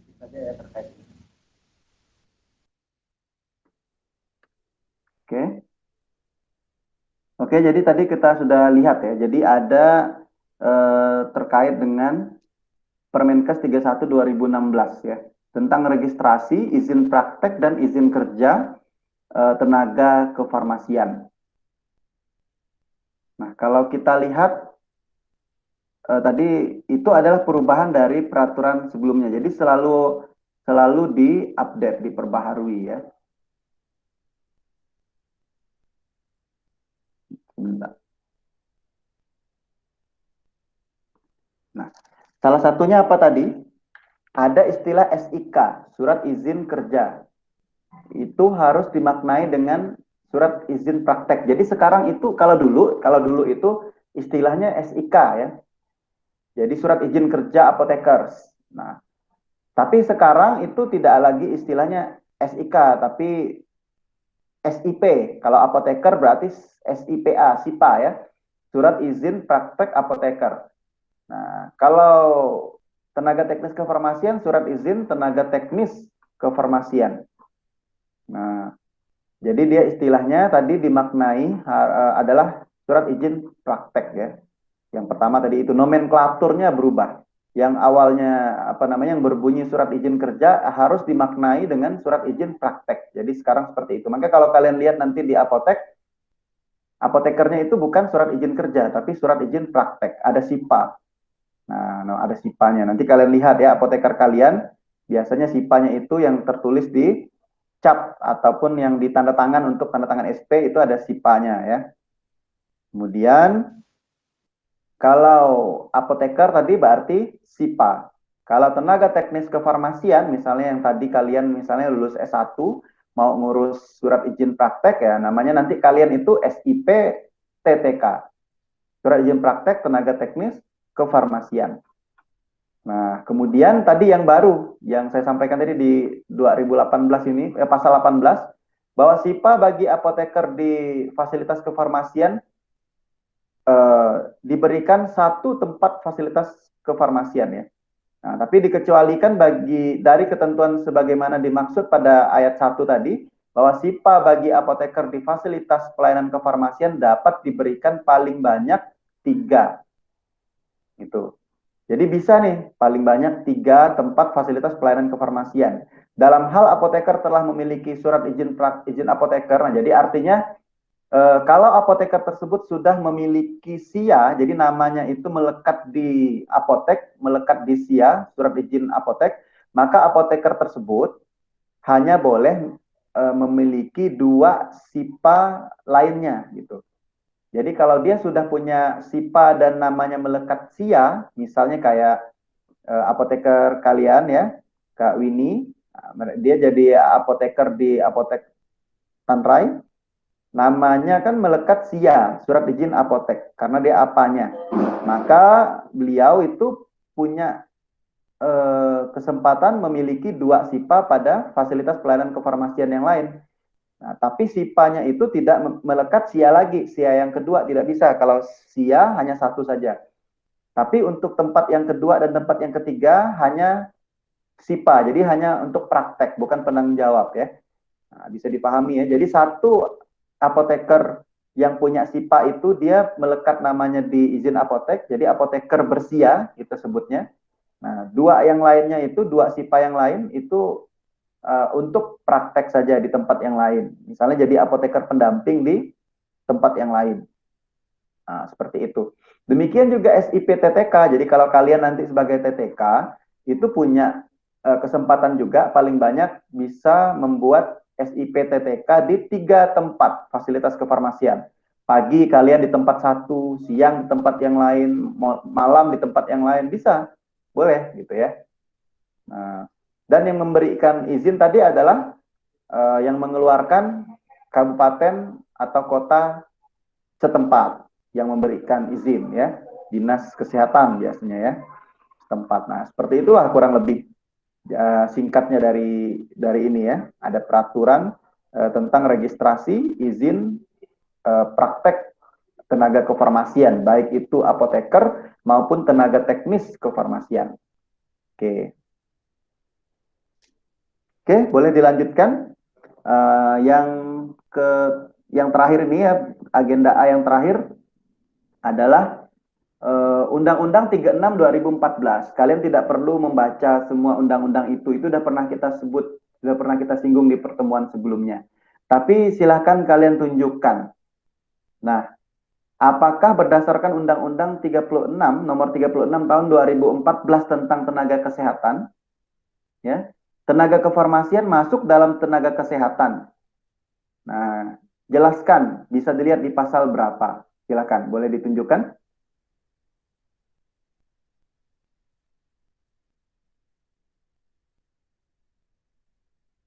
Oke, boleh silahkan dijelaskan.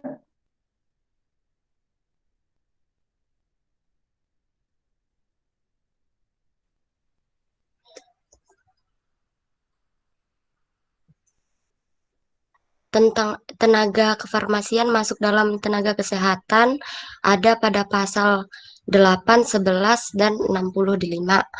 Pertama, pasal 8 itu tenaga di bidang kesehatan terdiri atas A. Tenaga kesehatan dan B. Asisten tenaga kesehatan. Kemudian pada pasal 11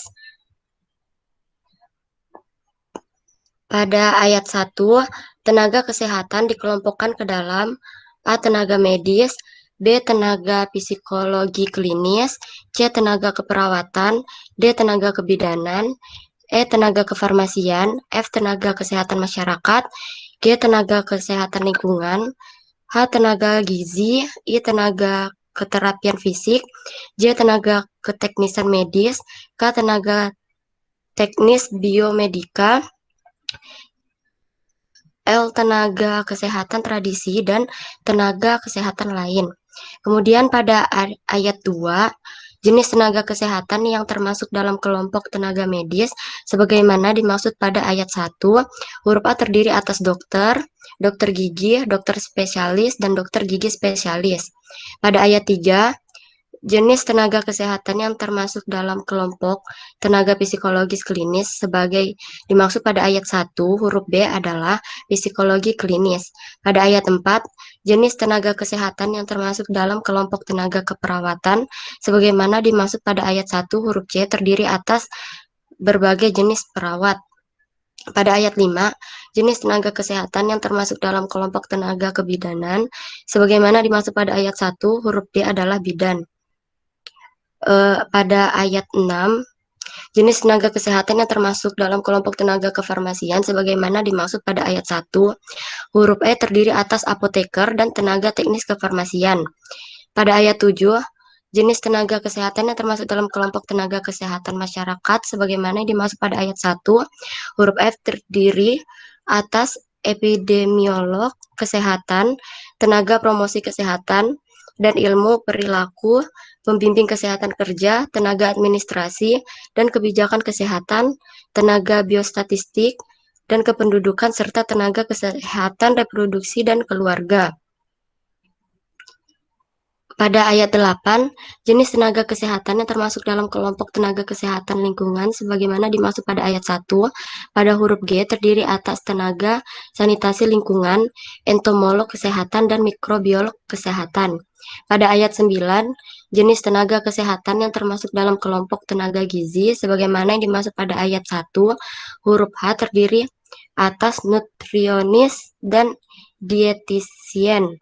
Pada ayat 10, jenis tenaga kesehatan yang termasuk dalam kelompok tenaga keterapian fisik sebagaimana dimaksud pada ayat 1, huruf I terdiri atas fisioterapis, okupasi terapis, terapis wicara, dan akupuntur.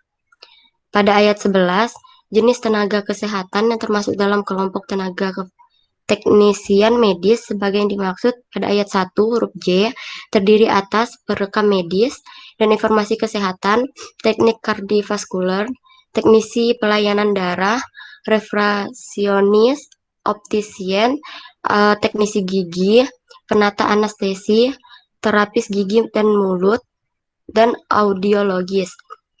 Pada ayat 12, jenis tenaga kesehatannya termasuk dalam kelompok tenaga teknik biomedika sebagai yang dimaksud pada ayat 1, huruf K terdiri atas radiografer, elektromedis, ahli teknologi laboratorium medik, fisikawan medik, radioterapis, dan ortotik prostetik. Pada ayat 13, jenis tenaga kesehatan yang termasuk dalam kelompok tenaga kesehatan tradisional sebagaimana yang dimaksud pada ayat 1, huruf L terdiri atas tenaga kesehatan tradisional ramuan, dan tenaga kesehatan tradisional keterampilan. Kemudian pada ayat 14, tenaga kesehatan lain sebagaimana dimaksud pada ayat 1 huruf M diterapkan oleh Menteri dalam memenuhi perkembangan ilmu pengetahuan dan teknologi di bidang kesehatan serta kebutuhan pelayanan kesehatan. Menteri dapat menetapkan jenis tenaga kesehatan lain dalam setiap kelompok sebagaimana dimaksud pada pasal 11. Kemudian pada pasal 65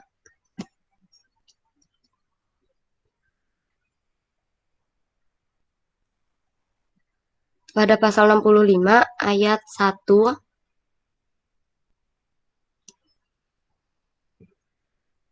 dalam melakukan pelayanan kesehatan, tenaga kesehatan dapat menerima pelimpahan tindakan medis dari tenaga medis.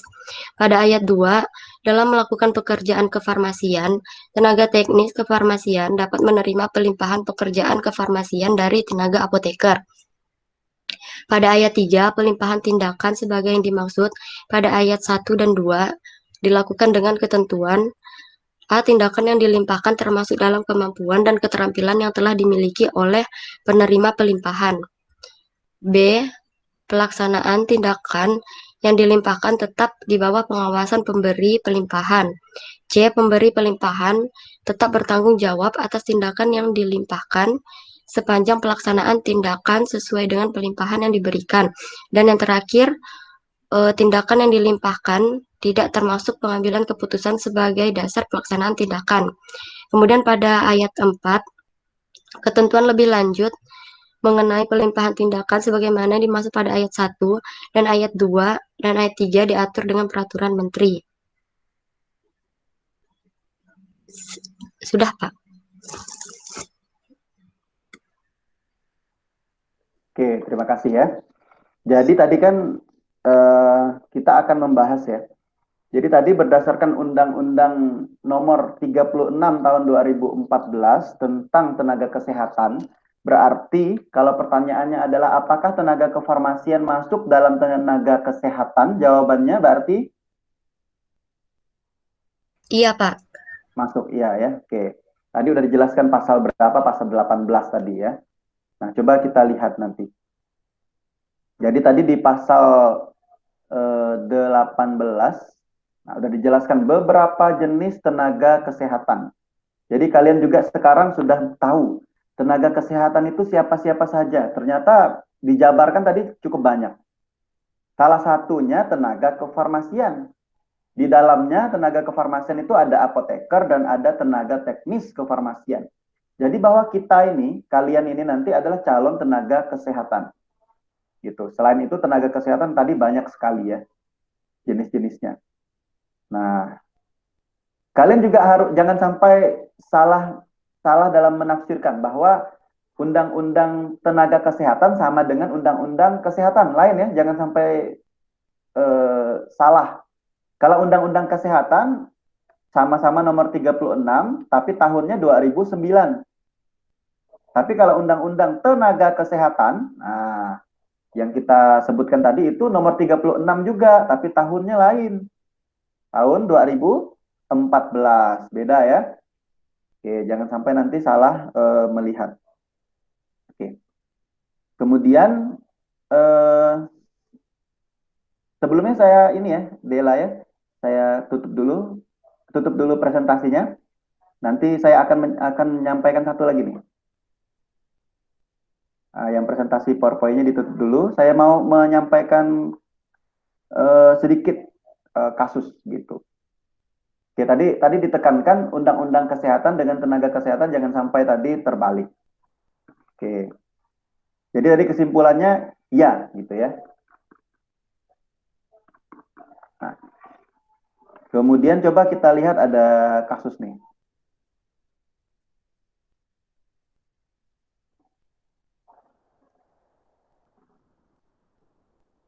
Oke, sudah nampak di layar ya?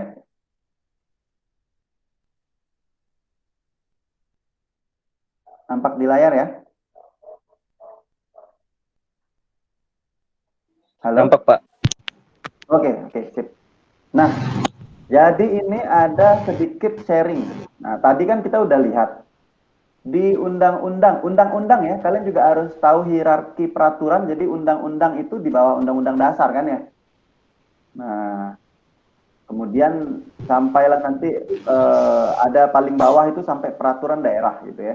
Kalian lihat hierarki peraturan perundang-undangan, kalian bisa searching peraturannya dari undang-undang dasar, undang-undang nanti sampai kepada peraturan daerah. Nah, tadi kita udah lihat bahwa di pasal 18 dari Undang-Undang Tenaga Kesehatan nomor 36 tahun 2014 bahwa tenaga kefarmasian masuk dalam tenaga kesehatan. Nah, ini kalian tentunya sudah pernah melihat isu ini. Nah, ini coba kalau kalian lihat di layar, ada peraturan Menteri Kesehatan, Permenkes ya. Nah, Permenkes.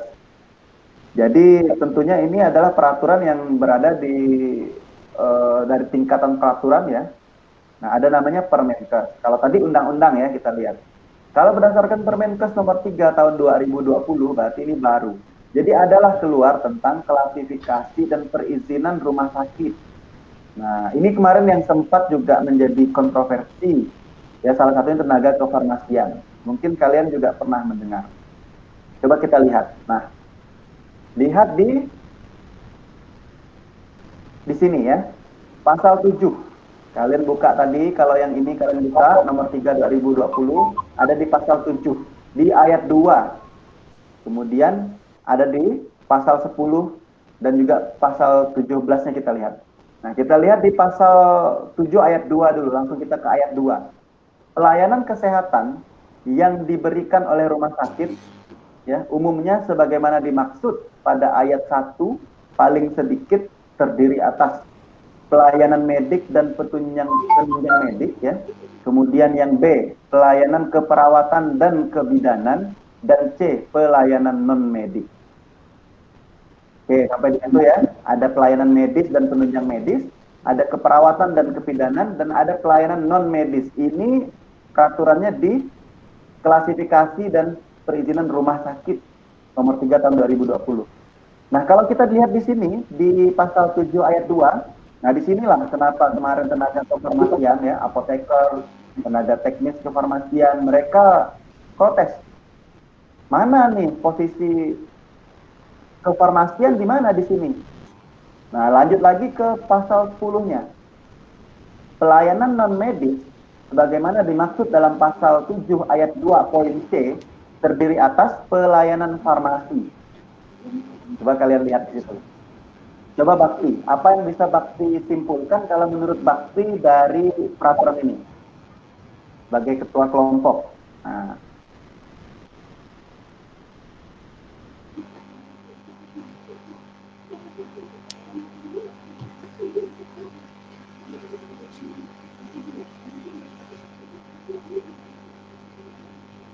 gimana menurut Bakti?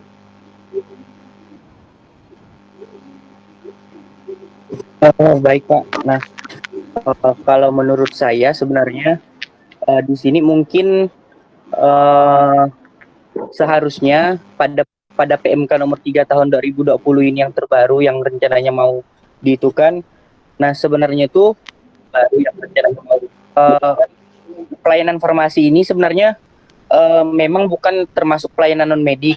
Nah, seperti yang sudah kita lihat di Undang-Undang Nomor 36 Tahun 2014, di mana kalau pelayanan kefarmasian ini termasuk ke dalam tenaga kesehatan yang terbagi lagi menjadi tenaga kefarmasian. Nah, jadi sedang yang sudah dibahas pada UU Nomor 36 ini yang termasuk tenaga medis itu adalah dokter gigi, dokter spesialis dan dokter gigi spesialis.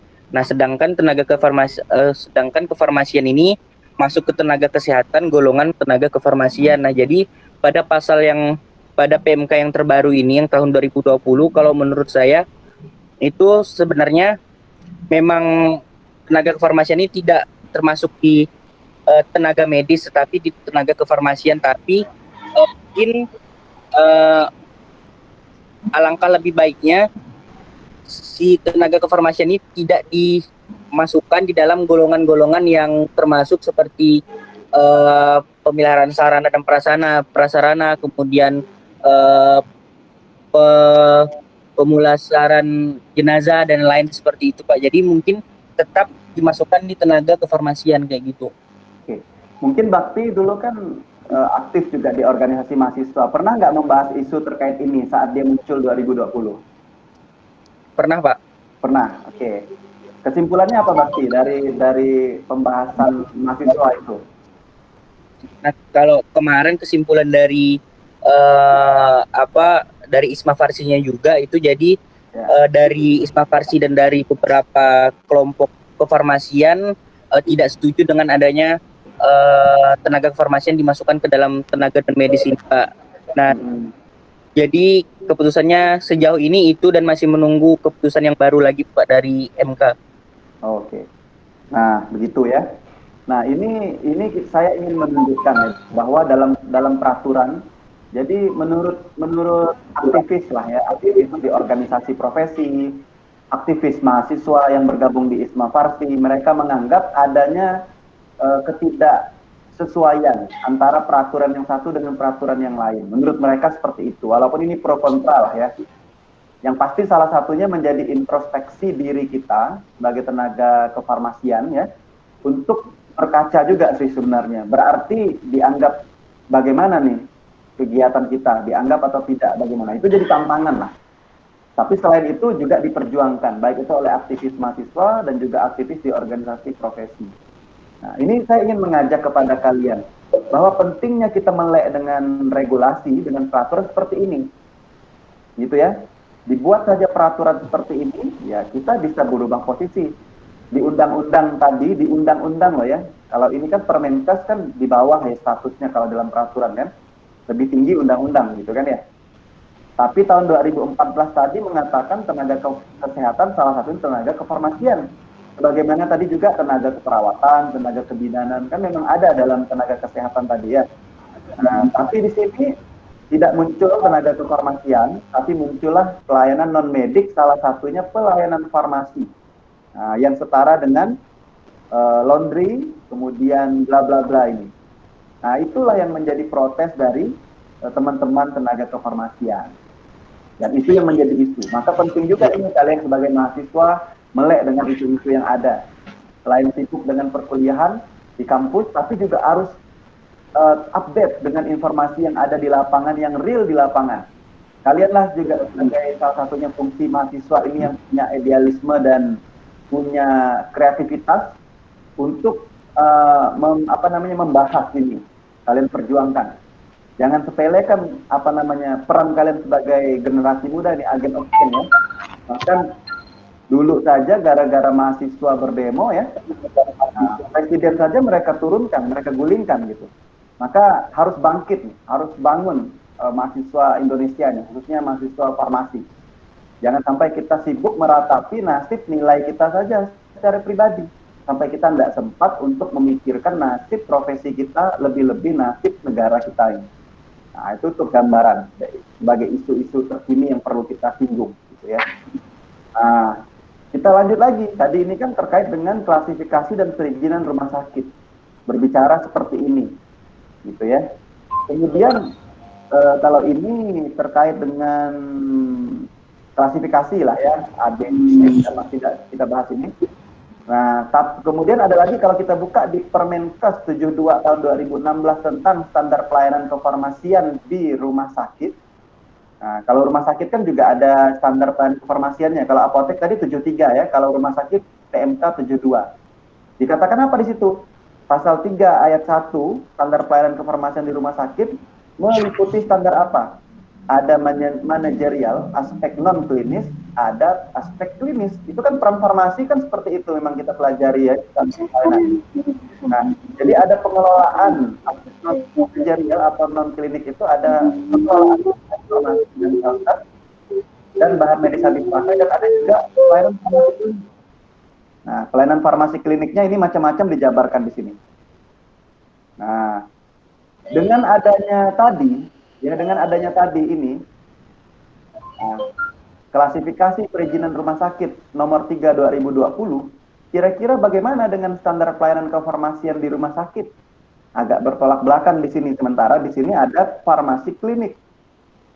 pelayanan farmasi klinik yang harus kita lakukan macam-macam nih, mulai dari pengkajian pelayanan resep, kemudian PIO, ya, meso, dan sebagainya ini. Nah, maka kalau dilihat di PMK nomor 3 tadi balik lagi, pasal 25, nah, kefarmasian sebagaimana dimaksud dalam pasal 21 ayat 2, ini merupakan pelayanan kefarmasian yang menjamin ketersediaan farmasi, alkes, dan bahan medis habis pakai yang aman, bermutu, bermanfaat, dan terjangkau.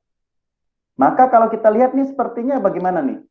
Kalau dilihat di PMK nomor 3 2020, tenaga kefarmasian itu seolah-olah kerjanya hanya satu aja aspek, yaitu seperti aspek non-klinik atau aspek manajerial, hanya pengelolaan sediaan farmasi, alkes, dan BMHP. Padahal di standar pelayanan kefarmasian 72/2016 pasal 3 ayat 1, bahwa pekerjaan kefarmasian itu standarnya di rumah sakit itu adalah dua di sini. Selain manajerial atau non-klinik, ada juga pelayanan farmasi klinik. Nah, kalau melihat PMK nomor 3 2020, didefinisikan di sini pasal 25, pekerjaan kefarmasiannya di sini pasal 21 ayat 2, yaitu di sini apa? Menjamin ketersediaan farmasi, alkes, BMHP, seolah-olah pelayanan farmasi klinik tidak masuk ya kalau kita lihat. Ya enggak? Kira-kira. Halo? Masih terdengar ya suara saya ya? Sepertinya seperti itu ya, seolah-olah. Nah, maka kalau kita lihat di PMK nomor 3 2020, seolah-olah pelayanan farmasi klinis tidak masuk dalam pelayanan kefarmasian. Nah, inilah yang menjadi protes tenaga kefarmasian. Kalau begitu kerjaan kita hanya non-klinis atau manajerial, ngurusin ini aja nih. Ada nggak barangnya nih sediaan farmasi? Sediaan farmasi kan obat, bahan obat, obat tradisional, dan kosmetik. Alkes, BMHP, itu aja seolah-olah pekerjaannya. Tidak ada tadi pekerjaan farmasi klinis, pelayanan farmasi klinis yang berbagai macam yang hubungannya dengan patient oriented itu. Asuhan kefarmasian, mulai dari resep sampailah monitoring. Nah, gitu. Ya, jadi bagaimana dampaknya ini? Makanya sampai muncul kasus di permukaan ya. Nah, jadi regulasi itu ada yang tidak sejalan. Ya, membuat standar pelayanan kefarmasian itu tidak seragam di rumah sakit. Jadi tidak sejalan gitu, tidak seragam, tidak sejalan antara peraturan yang baru dikeluarkan dengan peraturan terdahulunya tentang standar pelayanan kefarmasian itu tidak matching. Nah, sehingga inilah mendorong aktivis itu untuk maju, memperjuangkan. Itulah menurut mereka ya. Nah, dengan adanya PMK nomor 3 itu, maka pelayanan kefarmasian dapat dilaksanakan dengan melakukan pengelolaan persediaan farmasi saja. Jadi seolah-olah hanya aspek manajerial, aspek pengelolaan farmasi saja, manajemen. Ya, jadi sediaan farmasi, alkes, dan BMHP. Nah, dengan standar PMK nomor 3 ini, kegiatan pelayanan farmasi klinik ya pada ayat 1 PMK nomor 72 tahun 2016 itu bukan merupakan standar pelayanan kefarmasian di rumah sakit. Kan begitu. Jadi seolah-olah bukan masuk jadinya, tidak masuk dalam standar pelayanan kefarmasian di rumah sakit karena pelayanan farmasi klinik tidak disebutkan, hanya menyebutkan tadi aspek non klinik atau manajerialnya saja tugas apoteker di rumah sakit. Nah, sementara kegiatan farmasi klinik banyak nih, pemantauan terapik, pengkajian resep, penelusuran riwayat penggunaan obat, evaluasi penggunaan obat, pelayanan informasi obat ya, yang merupakan kegiatan di pelayanan medis atau pelayanan farmasi klinis. Nah, jadi kalau PMK 3 ini tidak memasukkan pelayanan farmasi klinik menjadi non medis, tadi kita ya, bahkan tadi di sini kan ada posisi nih, pelayanan medis dan penunjang medis. Kalau di rumah sakit itu kan ada pelayanan medis dan penunjang medis. Ada keperawatan, kebidanan, dan pelayanan non-medik. Nah, farmasi itu di penunjang medis pun tidak masuk gitu ya. Bahkan di non-medis. So, kan di sini masuk ke non-medis. Nah, itu yang membuat mereka protes. Kalau misalnya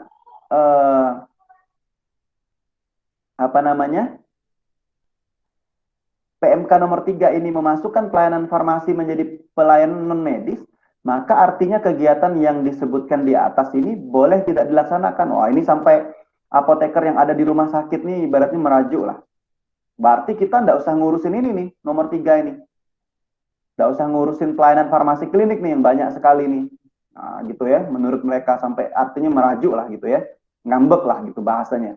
Dari pelayanan resep sampai evaluasi yang macam-macam ini, pelayanan farmasi klinik berarti nggak usah kita lakukan pun nggak apa-apa nih gitu. Jadi kita hanya ngurusin aspek manajerial aja nih. Nah, bahasanya kayak gitu. Ya, tapi untuk kondisi sekarang sembari apoteker-apoteker, organisasi apoteker Indonesia, mahasiswa juga memperjuangkan ya. Nah, tapi apoteker yang ada di sana tetap bekerja melakukan ini karena mereka sesuai dengan standar pelayanan kefarmasian di Apotek 2016 nih, tetap mereka bekerja. Kenapa? Karena kepentingan pasien tadi. Nah, gitu ya. Tapi itulah yang harus diperhatikan, dicamkan. Maka dampak yang lain gimana? Jadi kewenangan farmasi seolah-olah menjadi semakin sempit dengan adanya aturan yang tidak sejalan tadi. Nah, kemudian farmasi tidak masuk dalam kategori pelayanan. Bagaimana dengan martabat jabatan kefarmasian? Ada juga dong hubungannya dengan professional fee, ya, professional fee, penghasilan apoteker yang ada di rumah sakit dan sebagainya, semua berdampak. Oleh karena itu, banyak yang protes, termasuk tadi Isma Farsi, IAI, ya. Nah, apa responnya? Nah, maka IAI sudah mengambil tindakan. IAI pusat sudah mengambil tindakan dan saya pernah di-share oleh pengurus di PD IAI Kalbar ya, dapat draft respon dari pengurus pusat IAI yang pusat ya, mereka mengusulkan surat perubahan draftnya itu kepada kementerian. Jadi mereka mengusulkan itu atas nama IAI. Nah, jadi inilah artinya apa? Pentingnya organisasi. Kalau kita tidak punya organisasi, siapa yang mau memperhatikan dan membela kepentingan anggotanya? Nah, maka kalian di mahasiswa ini pun sudah tidak asing dengan organisasi. Ada organisasi mahasiswa. Ya, siapa lagi yang mau memperjuangkan kepentingan mahasiswa kalau bukan kalian yang punya organisasi mahasiswa? Walaupun tadi yang terlibat di organisasi ya tentunya harus punya jiwa sosial yang tinggi. Kenapa? Karena mereka punya kesibukan pribadi juga sebagaimana mahasiswa yang lain ya enggak? Mahasiswa yang lain juga kuliah, ujian, tapi mereka menyibukkan diri di organisasi tentunya dalam rangka kepentingan bersama. Gitu. Nah, itu ya mungkin sedikit motivasi untuk kita semua bahwa pentingnya kita berorganisasi dan pentingnya kita untuk melek kepada peraturan regulasi perkembangan. Jangan sampai kita tidak peduli dengan kondisi yang ada. Itu setidaknya kita menyumbangkan ide. Nah, itu syukur-syukur kita punya kekuasaan, maka berbuatlah dengan kekuasaan atau tangan kalau memang kita punya. Kalau tidak punya ya kita berjuanglah dengan lisan kita. Kalau kalian pandai menulis, berjuanglah dengan tulisan. Kalau tidak bisa ya berdoa sajalah gitu.